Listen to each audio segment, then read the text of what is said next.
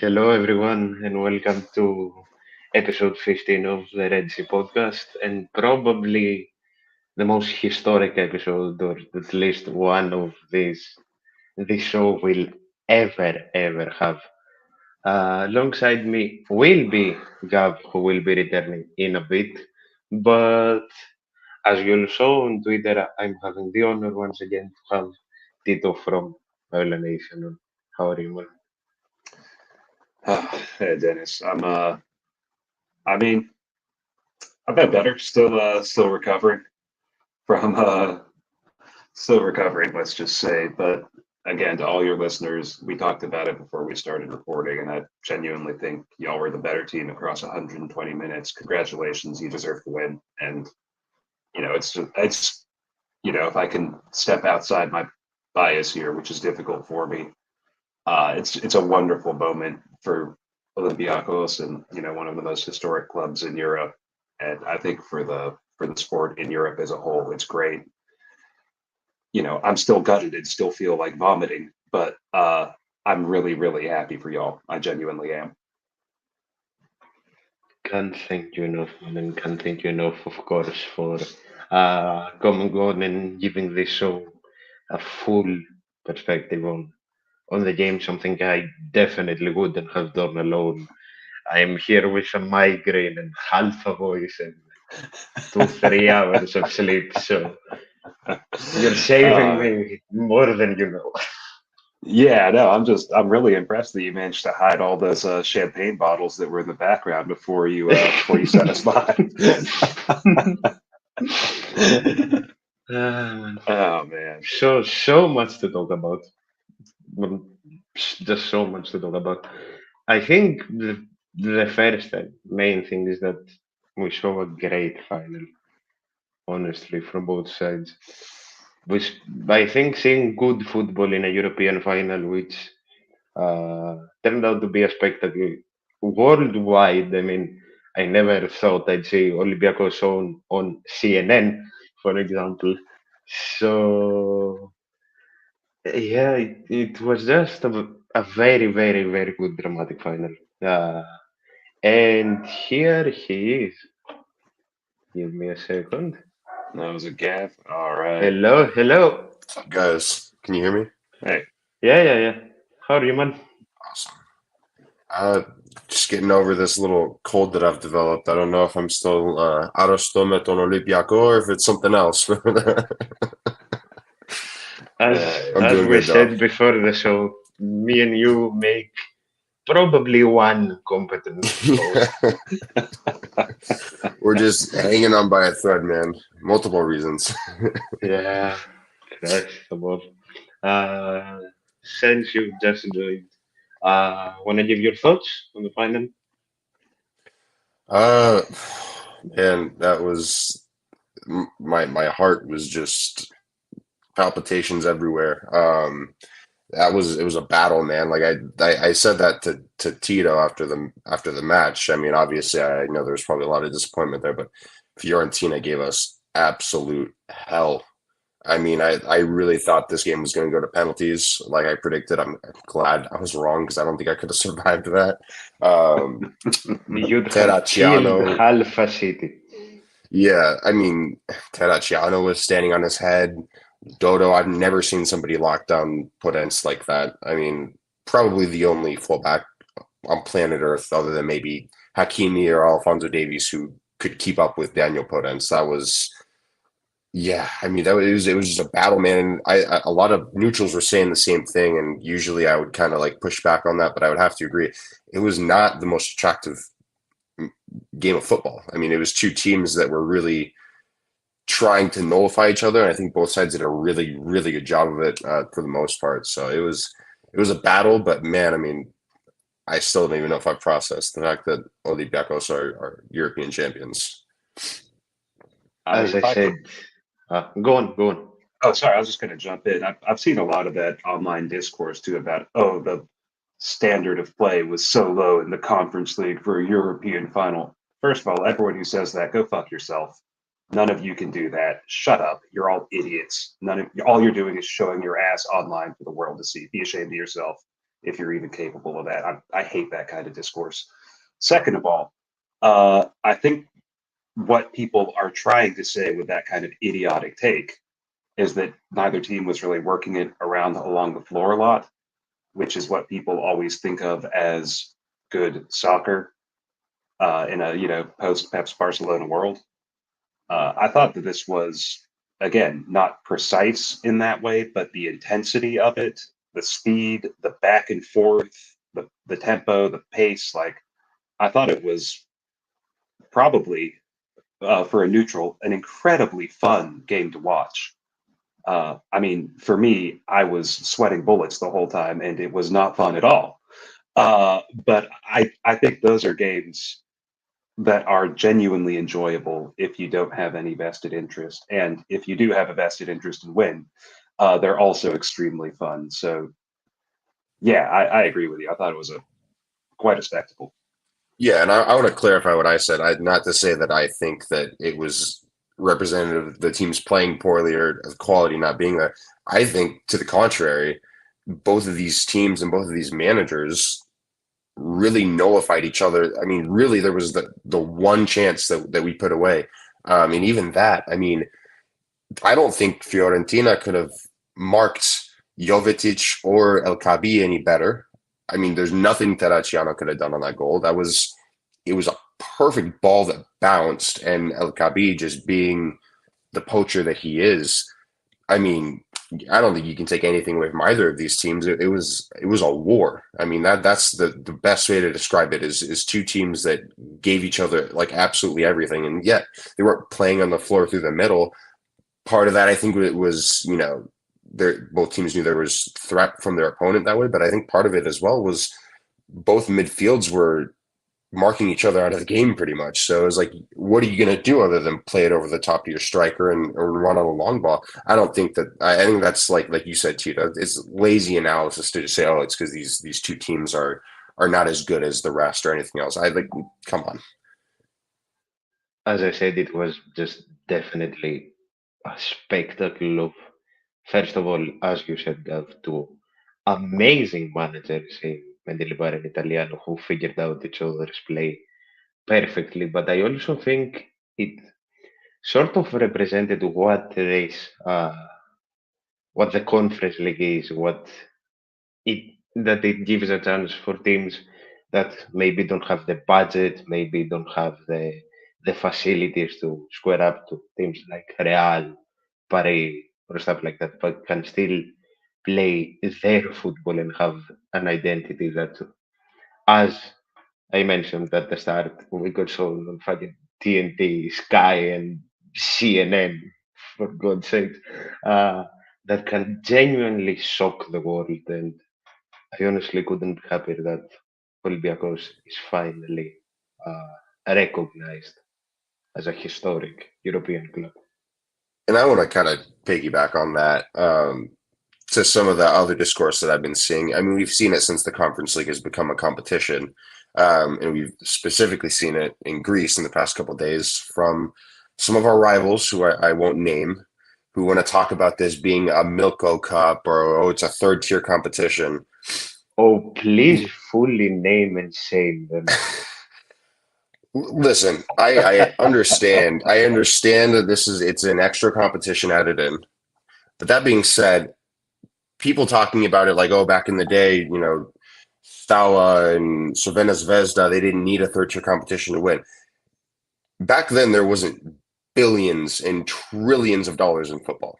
You could win a competition because it was just based on what was your youth development like. Are you from a country that has a good talent pool? Back then, a lot of Eastern European countries had better demographics and could do that.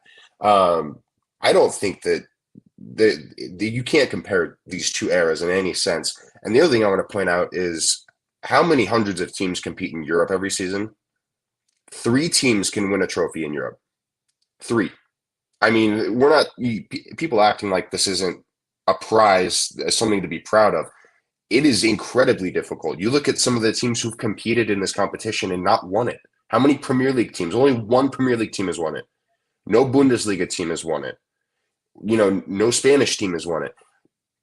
I, that discourse drives me up a wall because I just, again, you guys are comparing apples and oranges, and you're just trying to form a narrative that suits you and makes your opponent look worse and makes their achievements look like they're less than.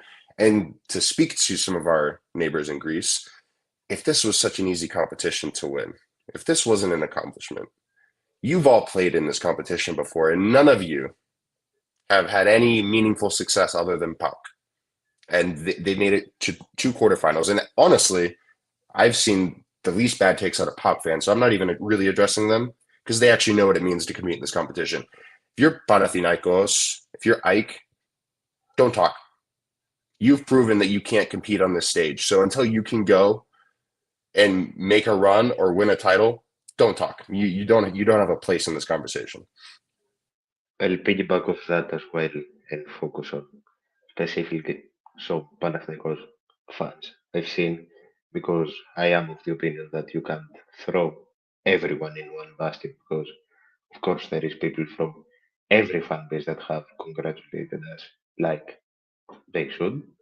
Uh, Panathinaikos is celebrating the season by winning the cup against one of the worst Irish sides in, as far as I can remember, in the worst Greek Cup final, said by many, and not just us Olympiacos fans, and they are honestly showing how little football they know by even downplaying a team like Aston Villa, who have just reached the Champions League, something they haven't done since probably 2 decades.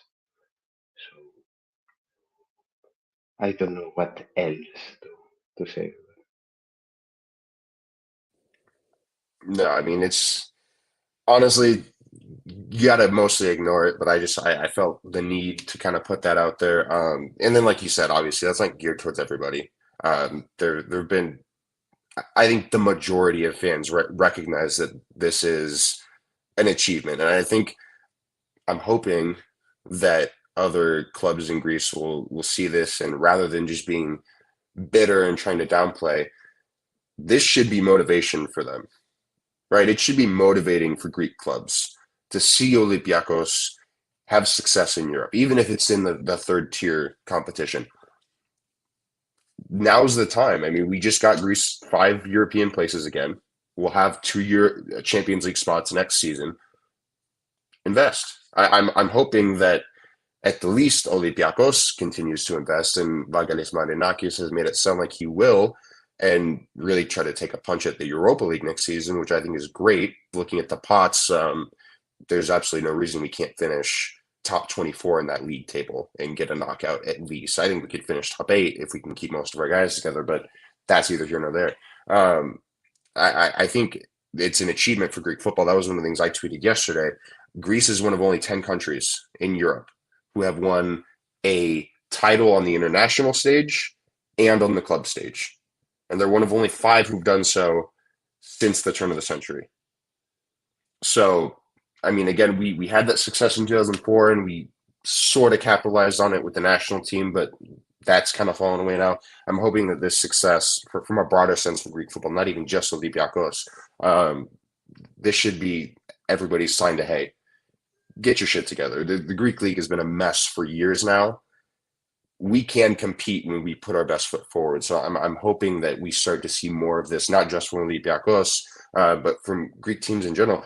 There's no reason we can't push for top 12 or top 10 in the coefficients. That's where I think a country like Greece should be, given the passion and the history that these clubs have. It's honestly been a shame that we've been hanging around top 20 for the past 5-10 years. Like, we can do better than that.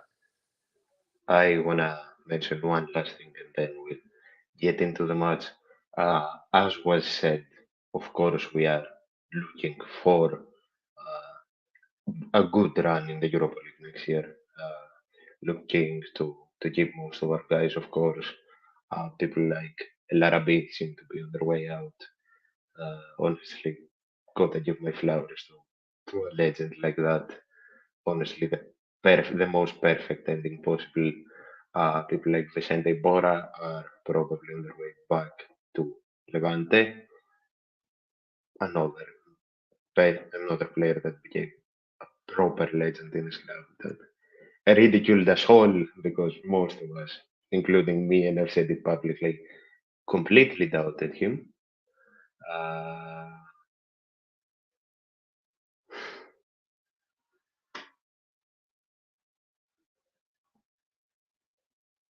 it's we summoned him. We I fucking mean, summoned him.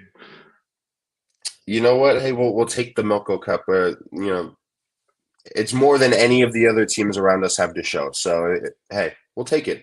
It's better than nothing, even if it is a Milko Cup. But even then, you're selling this competition far too short, as you mentioned Can I earlier. just say that's the comment of the fox that can't reach those grapes and calls them sour.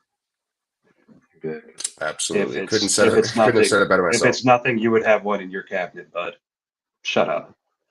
Just stop it. Grow up. And just like that, he's gone. Now, let's peacefully get into the game, shall we? I'm all about free speech and every interaction, but when you don't have the brain to comprehend some things, you can gladly just avoid my page completely. Um Getting into the game, I wanted to bounce back of a thing that you said, Gav. It was mostly a goalkeeper showcase. Like, what a great performance by both. We saw honestly unbelievable saves. I can't recall back to any specific ones right now because my mind is a blur completely. Uh, but I remember just screaming every curse word I know in Greek at Terraciano multiple times during the first half, especially. So, That shot from Podence in what was like the 3rd minute. It was our first attack forward. He got to that. He made sure that Jovetic was not the ghost that came back to haunt you with that shot in the second half, which that was an even better save than the first because you look at how far into the corner that was. That was probably going to be side netting, and he got to that. He was incredible. He didn't have to be called on as much as Tsolakis just because we didn't have as many attacks, but when he was lights out. I was you sent me the penalty stats, Tito, and I know that you thought that it wasn't gonna work out well for you guys. I was shitless scared that we were gonna get the penalties. I'm like, this Terraciano guy he's on one today. I was like, well, there's no way we're gonna get past him. And really, like we said earlier, it took just an inch perfect goal to do it. He was incredible. Yeah, it's really funny considering that he's been such a whipping boy for so much of the Fiorentina fan base since he's been with the team. Again, I think I might have mentioned this on the last time I was with y'all that he came from Empoli to be a backup a few years ago and ended up just on loan and ended up just sticking around like, oh yeah, this guy's a perfectly competent backup. He'd never played in Serie A before. He'd spent the majority of his career in Serie C in the 3rd tier. So like no one expected anything from him, and then he just slowly but surely made himself completely indispensable. And he's had some ups and downs for sure. But this year, especially in the second half of the season, he's been fantastic. And he's probably going to keep sticking around Florence indefinitely at this point. He's going to be 50 years old, and they're going to be bringing in some hot shot, international keeper to try and take him out. It's just not going to happen. He's Terracciano's just going to live between the posts for the rest of his life in the Artemio Franchi, I'm convinced.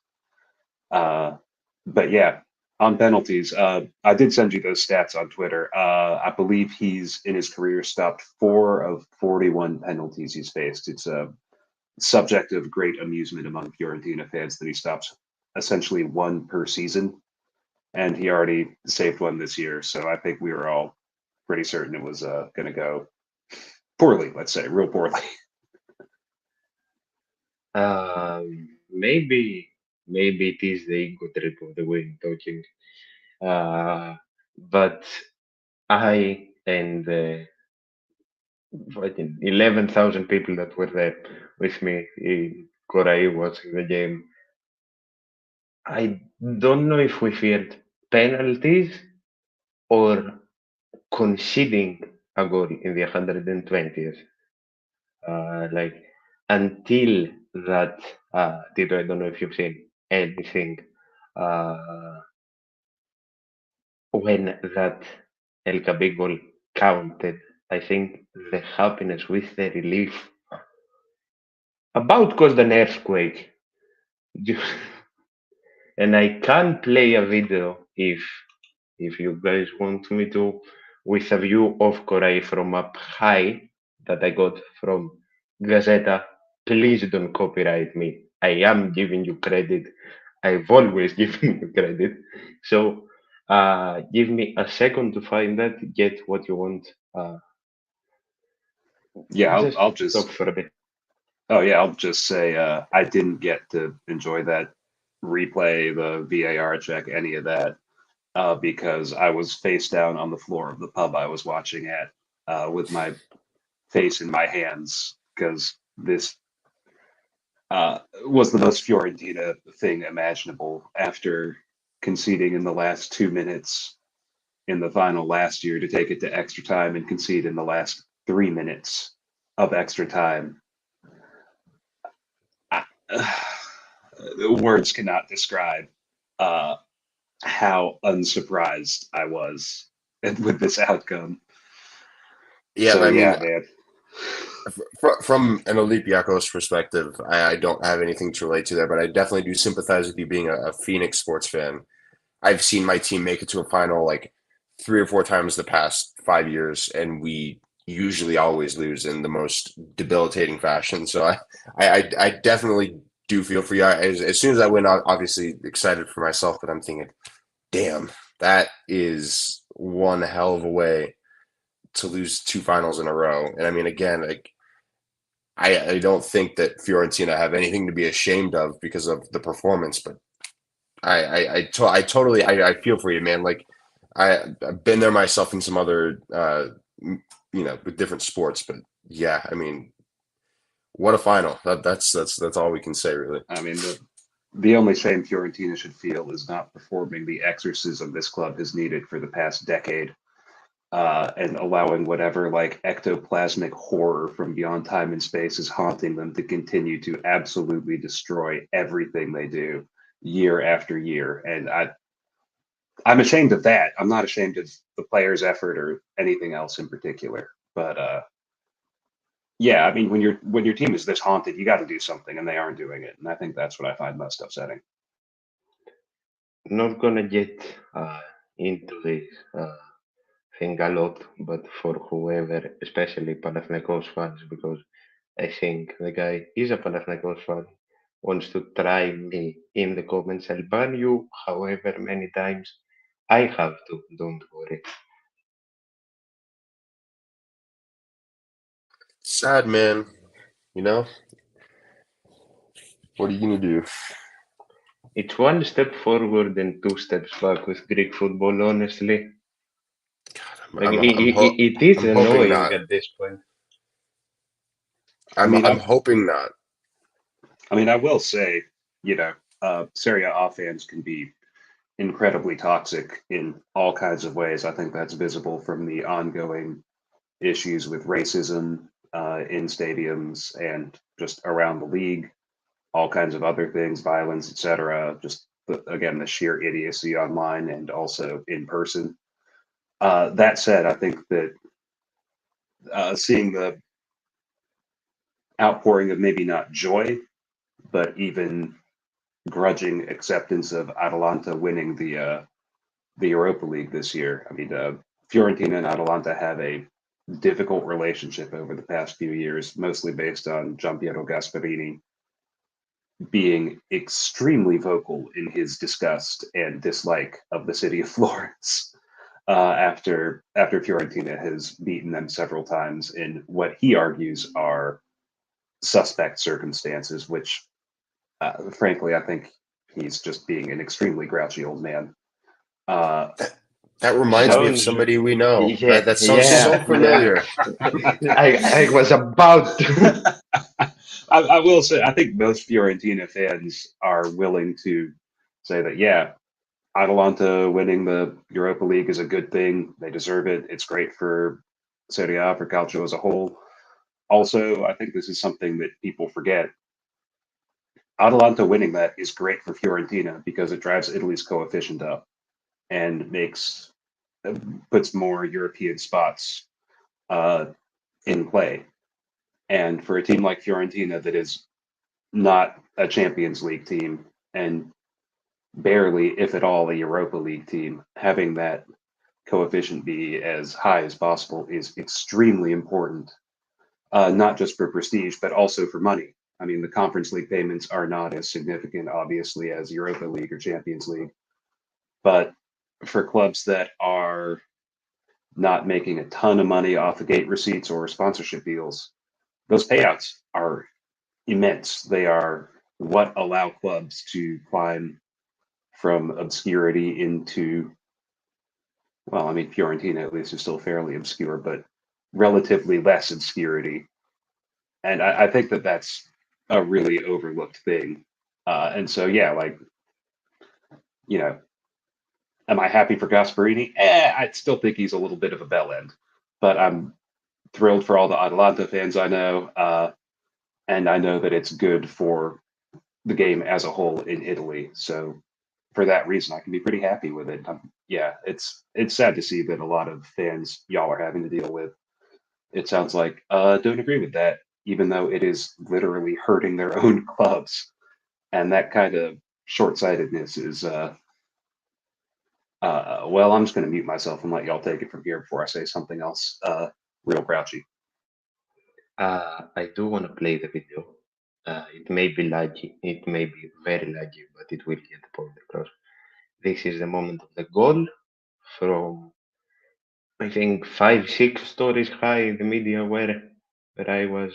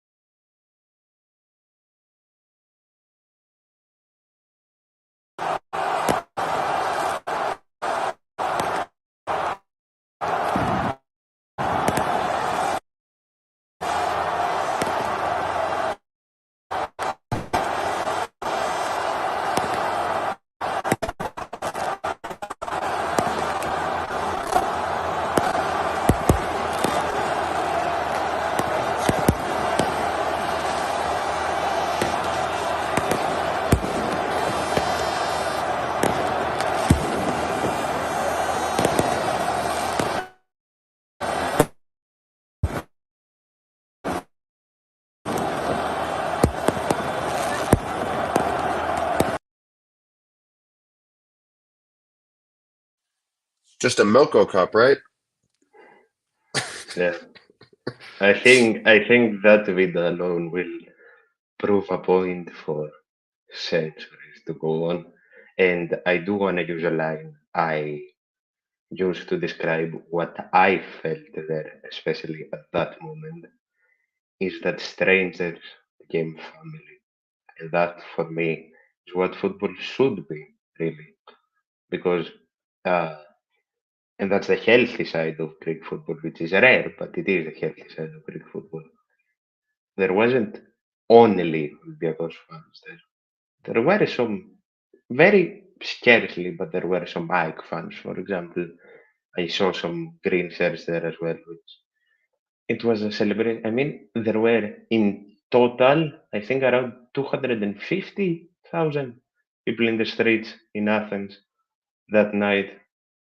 Of course, the bus parade was insane.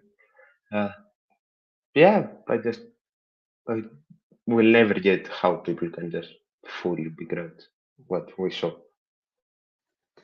I'll also throw out there all the Fiorentina fans I know who were in Athens have mostly said really positive things about all the Olympiacos fans they met, and that there was obviously a lot of pride in their team and a desire to win, but no real animus. I mean, there was that one ugly incident at halftime where a few Olympiacos fans broke across the barriers and tried to get into the section where the Fiorentina players' family and friends were sitting, which is obviously really bad.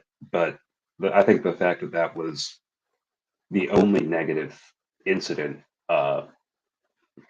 really says a lot, especially compared to last year, where there was a lot of pretty gross stuff from the West Ham fans. I'm going to say we can leave that there. So yeah, I think it speaks very well of the passion and the feeling that did not, for the most part, overflow into anything negative on y'all's part. Which again, full confidence. And of course, as I keep saying, this show is meant to be unbiased, and I've never hidden that. Uh, Sadly, big part of our fans aren't fans, in my opinion. Like the part that tried to fight the players' families, the part that broke the toilets, the part that vandalized the stadium, that took the stage, for me, that's fully meant to be criticized and pushed out. And the sad thing is that I am probably gonna get criticized by our fans for speaking up against that. And I think that goes back to the point of it will mostly be one step forward, two steps back for Greek football. But honestly, what can you do? I did read the headline today, and I do want to genuinely ask: did Fiorentina fan have heart problems, and is he okay? If so, Fiorentina fans had problems elsewhere. You mean? no heart problems, heart issues, Oh because yeah. I read the headline. Yeah, there was one fan who had a heart attack, I believe, in the first half and was taken out to hospital. I have not heard any follow up on that, so I'm hoping that that person's okay. And Same. yeah, I mean, in fairness, that like without making light of it, because obviously that's a serious health thing, dude. That's how I felt too. So yeah, like holy smokes. Yeah. Anyways. To get into the positives again, because we kind of drowned up in negativity and toxicity.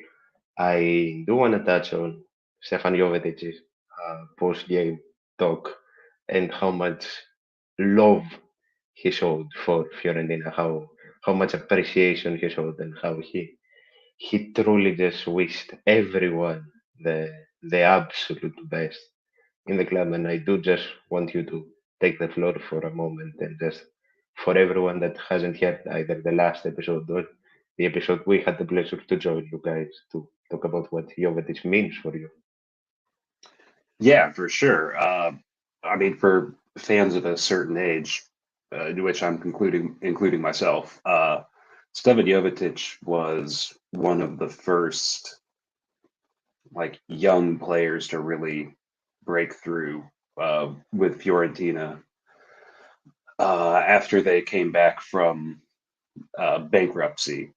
I think he was probably their first young, genuine superstar.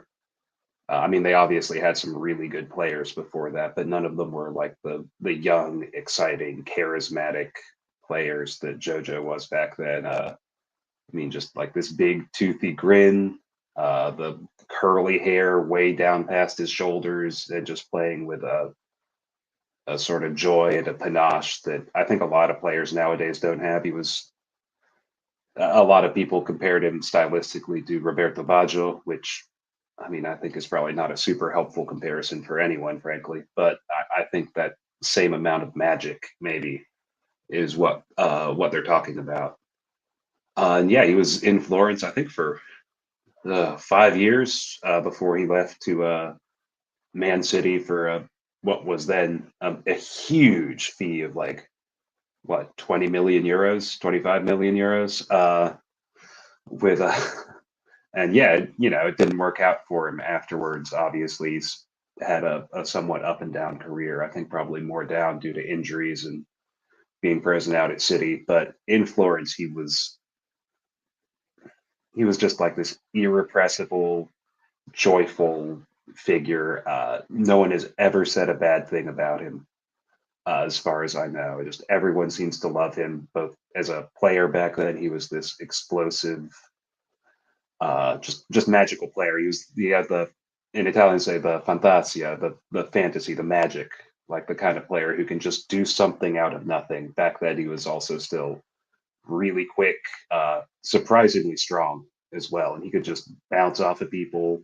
He could score every goal from everywhere. Watching him and Adrian Mutu, who I still have like just a full blown obsession with.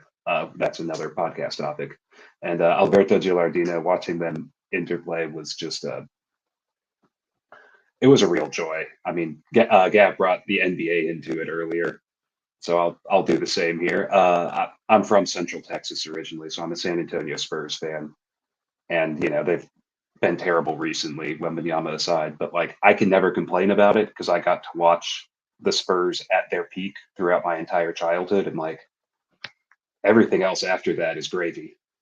Like it's all just found money from here. I'm just delighted, and that's how I feel about watching Jovetic and Mutu and Gilardino a little bit. Even though they didn't win anything, they just provided some incredible moments, and I think that Jovetic, especially as the youngest, as the really the most charismatic in a lot of ways, it just means so much to a certain generation of fans, and I'm part of that generation. I think probably people a little bit younger, like, yeah, he was only there for a little bit. He didn't score that many goals. Like people a little bit older, I think, are have memories of guys like Baggio, say, coming through. So it's not quite the same. But yeah, he was the first young player. Young, I mean, the dude's younger than I am, so like, let's not get carried away here. But he's the first one I really remember being like, oh, this kid who is basically my age has the world at his feet, and he plays for Fiorentina, and it was just such a magical thing with him. And yeah, I'm not surprised to see him say nice things about Fiorentina. He's always been very complimentary of the club, which I'd expect from a guy who is such a class act. And I'm just sorry, I'm rambling here. Y'all gotta cut me off, man. Y'all gotta turn the sirens on and make me stop talking about my like weird early 2000s Fiorentina fetishes. No, man, the podcast is this podcast has been created exactly for that reason, for people to just come on and talk about the passion they have and everything they have. And you've honestly done me, and I mean, Gav has done me an honor for agreeing to be a permanent part of this, but you've done me an honor of being the first big guest I've had on here. So yeah, safe to say Yikes. that compared to how I see things, extremely. uh, Hey, only one of us covers a European champion on a podcast here, is all I'm saying, man. about Stefan, I mean, it's safe to say that seeing it purely from the Olympiacos point of view, after so many years, nothing has changed about him. Like he's been just so grateful to our fans. He's played at 1,000% every time he's played. He's done everything to avoid injuries, to get over injuries. He waited through to something managers don't want to say that, but yeah, exactly there.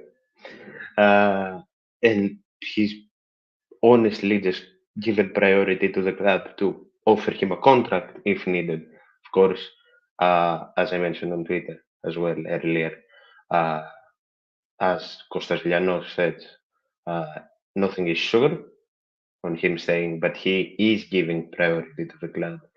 So yeah, just I would take the risk in calling him one of the few romantics that football still has. One of the very few romantics that football still has. I also think that he made I mean, going beyond just the vibes here, I think he made such a huge difference for Olympiacos when he came on. Because, like Gav said, Dodo had locked down Daniel Podence. I guess the secret is just putting someone that short on him to mark him, maybe, than what everyone else has been missing.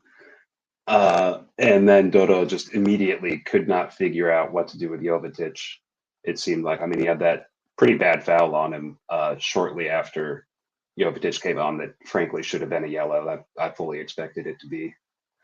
And then, yeah, it felt like Olympiacos just found a lot of space down that wing afterwards, as evidenced by the goal specifically, but there were a couple other chances, I think, from that side. And I think a lot of it was just that Jovetic offered something so different from Podence, and it was extremely valuable for y'all. Change the game completely. I do want to put a small parenthesis again. Todo did enough to piss off the Olympiacos fans that 11,000 people were singing "Fuck you, Todo" for 5 minutes straight.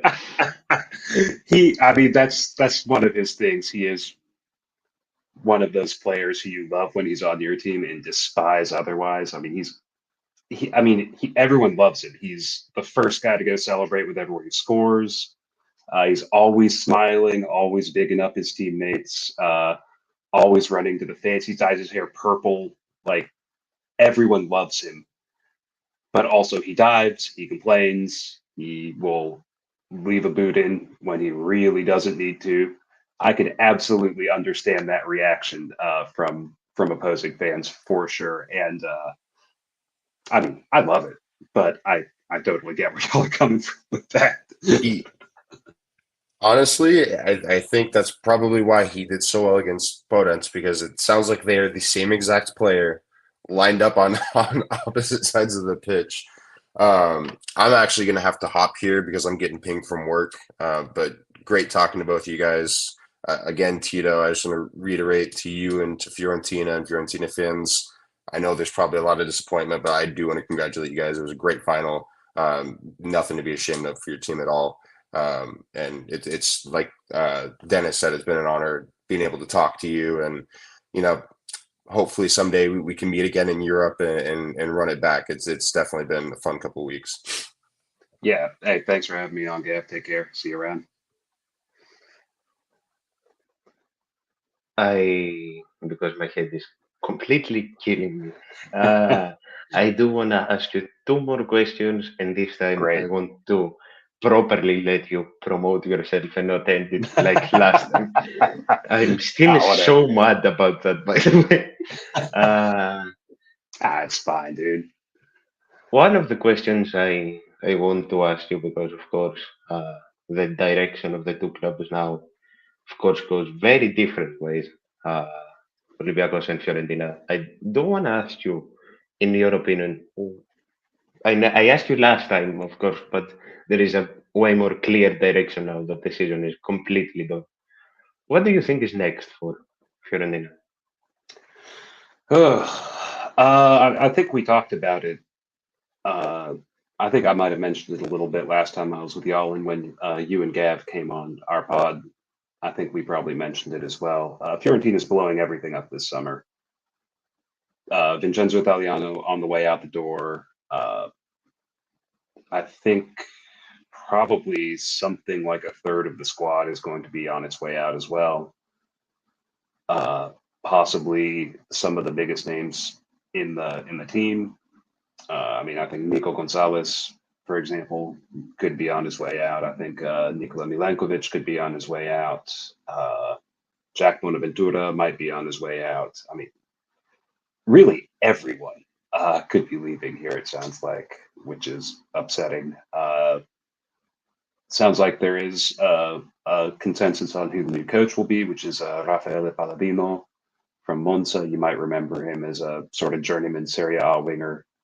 I mean, I like him as a coach. I think he's fine, reasonably interesting, but he's going to have a heck of a rebuild to get through. I think Fiorentina is going to be restarting from scratch this summer. It's going to be chaotic, which feels about right for Fiorentina. That's every summer, right? But also, I think this time, especially, it's going to be a lot of change, a lot of churn, and if I'm honest, I'm not super excited about covering it. I think it's going to be a lot more work to be writing and recording about. I did, of course, as you know, I started this month, but I've been watching the team for years. I went through some of the most chaotic moments I can imagine. I don't even want to think about what it's like covering everything. Oh boy, yeah, yeah. We Yeah, do. can imagine. Yeah, The yeah, team good. owner. Oh, I was going to. The team owner Rocco Comiso has informed us that he will be granting a big season end press conference. I think possibly on Tuesday. Sorry, I don't even remember the date. My brain's super fried right now. Yeah, Uh, that's fine. and he has a history of being just incredibly saying some real wild stuff on in these press conferences, and just resorting to levels of bombast that are truly wild, including, oh geez, I think it was last year where he specifically attacked Mike McCormack, my co-host on the pod and longtime friend, for following him around and taking pictures of him and harassing him, which is categorically false. Frankly, simply did not happen. Just, You can go on. You can gladly go on about that. oh yeah, no, I mean it was just a surreal moment. He gave this press conference. Mike was asleep at the time because Mike lives in the U.S. as well. Uh, and yeah, Mike works super hard. I think he's managing like two work groups. He's also got four kids. So he, for one thing, does not have the time to be following a billionaire around snapping pictures. I think this stemmed from an incident where Serie A did a gala in New York City a couple years ago that we were invited to as Serie A influencers. And I'm putting that in the biggest quote marks you can imagine. And Rocco Comiso was there. Mike, saw him, took a picture of him. They've spoken before. Rocco was on our pod a few years ago before he decided that we're the devil, uh, and decided that he hates McMike. Yeah, so Mike took a picture of him coming up the steps to the venue, and I think he tweeted it and said like, "Hey, here's Rocco. He looks great." Because at the time there were a lot of stories circulating about Comiso possibly being in poor health. And I have no idea what Rocco was aiming to do with that particular set of actions, but I think it backfired, made him look, frankly, like a real horse's ass. But that's never been a thing that bothers him. Also, he loves some bombast at his press conferences. So we're all kind of bracing ourselves for what this one's going to be. But yeah, I will go ahead and say, like, get ready to possibly hear him say some out of pocket stuff about like Olympiacos and UEFA and all that, and just preemptively really disagree with that. With probably like 80% of what he's going to say in this press conference, including that. And I think most of the fans do as well, for what it's worth. So yeah, if you end up hearing anything about him saying just some left field stuff, he's an eccentric billionaire who's 70 years old and he's got a mouth on him and he's going to use it. I mean, let alone from owners, because I don't want to name names, but I have heard some wild shit from some of our people as well. But given that I've seen rival fans, as you saw firsthand in the comments, with the three bans just lurking around now, uh, that we've paid to both get through Aston Villa and to beat you guys, I'm honestly expecting absolutely everything out Wow. of a press conference. So don't even. Wow. Please update me. I even wanna see what what will be said. Oh man, yeah. Well, I mean, if he attacks one of my coworkers on this again, we'll write another article, press release, whatever you want to call it, uh, addressing it, and we'll deal with it then. I'm really hoping it doesn't come to that and he forgets about us again. That would be great. Like Yeah, yeah. It was quite a thing. the future for this brand sounds very scary given how similar everything about our clubs is. I mean, honestly, though, yeah, hearing y'all talk about the season y'all have had, it really does feel that way to me too, man. Just there's a lot in common there for sure. Coming up on an hour and coming up on 11 p.m. for me with barely any sleep. Uh, take as much time as you need, like 5-10 minutes to promote the show, the site, wherever you are, where people can contact you with questions and everything, and the mics as well, of course. And Yeah, then I'll close it off. for sure. Yeah. I mean, I do want to start by talking a little bit about the game. I think a lot of what you and Gav and I all predicted pretty much came true, that it would be real tight, very tense, very up and down. Uh, I think we, I think one of the things I was really expecting was to see a lot of long balls from Fiorentina to bypass that midfield press, which is, again, I think exactly what happened. So I thought that was pretty impressive that we all called that spot on. And I think that fear to play into midfield ultimately is what doomed Fiorentina. Like justified fear, given how often in the first half, especially, y'all caught Arthur in possession and went roaring the other way, and he wasn't even able to like grab a handful of jersey to pull anyone back, which was pretty embarrassing for him, I thought. Uh, but yeah, I thought that tactically, aside from the goals, I think we all predicted uh, at least two goals, and the fact that it was decided by a single one in extra time, missed that. But both teams had good chances. Uh, Me and Gav were spot on the influential players. Gav got the assist and I got the goal. Honestly, though, yeah, I think y'all called that exactly right, and credit to you. I absolutely stole your opinions and put them into a lot of my written coverage on the website. So thank you for that. Gladly, honestly. But yeah, I think that the resorting to long balls was I do about want what what we you called. wrote so I can promote it after the show. Oh yeah, yeah. I can send that over to you in a sec. But I think from my end, what really looked true was that I think I told this to y'all as well, that Mendilibar to me was the going to be the difference. I thought in the second half he adjusted extremely well to Fiorentina, playing very directly, going to those, especially that front three, all very good in the air. And the way that he did that was by not pressing the midfield so hard and pulling his midfielders deeper. So there was less space for knockdowns and flick ons between the lines that would put the Fiorentina attackers in space and let them drive straight at goal by pulling the midfielders a little bit deeper, getting more bodies in that space, cutting down on the chaos essentially. Uh, he clearly had the counter. Italiano never came up with a counter to that. Fiorentina passed the ball a little bit more around in midfield. I thought got a little more control, but couldn't figure out how to break down that block, which has been, again, as we discussed, their greatest flaw all season, and constantly, especially towards the end, looked like getting done on the break.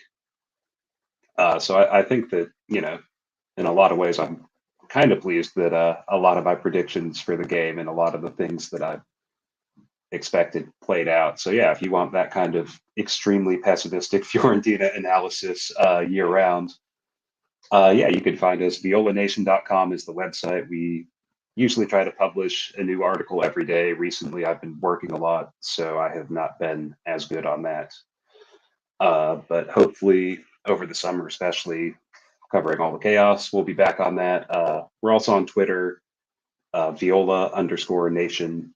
I mean, y'all all know how to work social media. You know how to find us. We're not on any other platforms. We're not on Instagram or TikTok or YouTube. The Mikes and I are all way too old and washed to understand how any of those things work, and we fully acknowledge that. We're not even on Facebook. Uh, I do most of the social media stuff. I have no personal social media footprint. Like, this is the only way I'm online, and it's exhausting. I can't imagine adding more platforms to it. I have no idea how you do it, man. I'm genuinely amazed. And yeah, we've also got the podcast. If you want to hear the preview we did with Dennis and Gav, just hop on wherever you get your podcast, and you can search either Viola Nation or Viola Station, and we should be near the top of the results. A lot of the time, it will pull up for some reason, like true crime podcasts. Apparently, there's a very popular one hosted by a woman named Viola. Yeah, no, that's my reaction too, man. So watch out for that. That's not us. I mean, as criminal as Fiorentina can be sometimes on the field with their idiocy, we're doing something slightly different. But yeah, man, we're around. Hop into the comments under the articles on the website. I think I said that last time. Everyone down there is super cool. The tone has been, I think, extremely complimentary to Olympiacos. I think everyone's very frustrated with Fiorentina's performance, especially in the second half, the failure to adjust.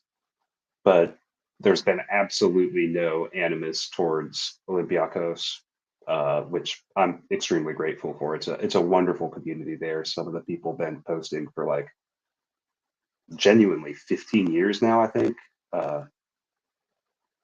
Wow, actually, yeah, no, that is true. Probably closer to 20. Sorry, I'm having like a little How crisis about long how old have I you all am. been going? How long have you all been going? Oh man, I found Viola Nation when I was in high school, so close to 20 years ago. Christ, well, Yeah, okay. that's what I'm thinking about too, and it's hitting hard. I will say we're currently part of SB Nation. That's probably not going to be the case for much longer because they're shutting down a lot of their soccer websites. And we also just got an announcement that they just signed a big contract with some AI company to train their models on our writing, which means the remaining soccer sites are probably going to be out of a job in the next 6 months, I would assume. That's So we'll be, brutal. yeah, I mean, it's something we've all kind of expected here for a little bit. So we'll probably be taking Viola Nation solo at some time within the next year, I would guess, and we'll see where it ends up from there. But we'll keep the podcast, we'll keep the Twitter handle because no one else knows the login but us, and they can't take it from us. Uh, and yeah, we'll just keep ticking along, man, and hopefully we'll run into y'all again sometime and get to do more of these because this has just been a delight, Dennis. I've really enjoyed talking to y'all. Of course, man. You guys are friends of the show, way more than friends of the show. Thanks, And man. I yeah, appreciate it. I do want to end this with a video that I found on Twitter. Of course, it's not mine. The credits are where they are. Dedicated to the captain of Olympiacos, of course. The captain that's been through two ACLs, a coach trying to get him out of the team, and just everything in the span of 4 years and stuck by. So I'll play the video and end it. So thank you, everyone.